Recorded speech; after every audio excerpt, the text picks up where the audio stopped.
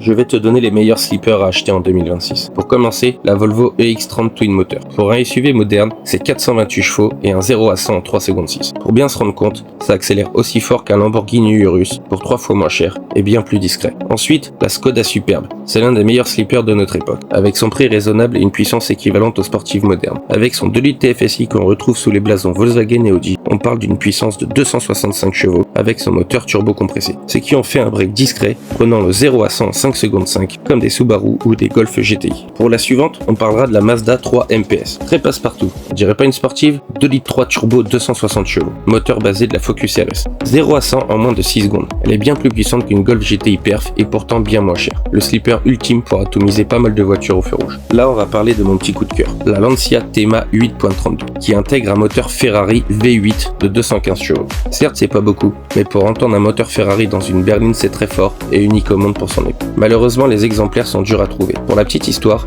monsieur Enzo Ferrari l'a créé pour pouvoir promener sa famille tout en roulant avec un moteur Ferrari. Quel blagueur ce Enzo. Dis-moi laquelle tu sais prêt à acheter et abonne-toi pour la partie 2.